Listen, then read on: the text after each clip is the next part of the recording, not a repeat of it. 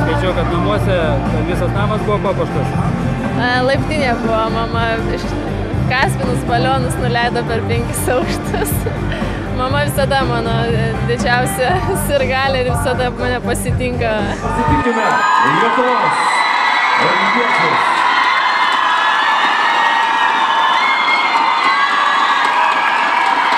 Koks jausmas, kai atėjote štai ir matėte žmonės, kurie laukia jūsų?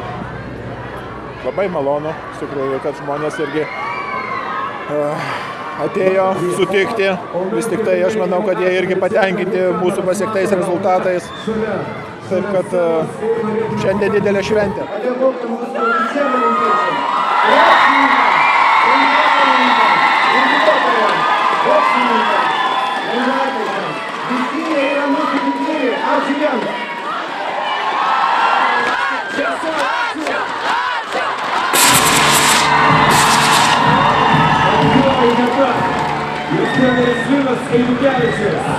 Sportininkai pasirodė tikrai gerai. Ir iš tikrųjų 5 medaliai, tai galima lyginti tik tai susidnėjus olimpinėm žaidynėm. Nu, galbūt trūksta auksinių medalių, bet ką darysi, tai yra sportas.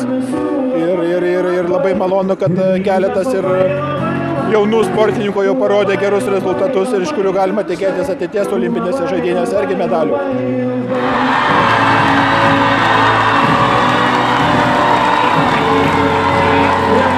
Aš tai manau labai sėkminga. Tikrai iš tiek sportininkų, kiek mes turime, tai 5 medaliai, tai manau tikrai labai gerai. Ir šiaip visi sportininkai stengiasi ir, nežinau, gal vieniem mažiau sekėsi, kitiem prašiau, bet čia yra sportas ir visada tai bus.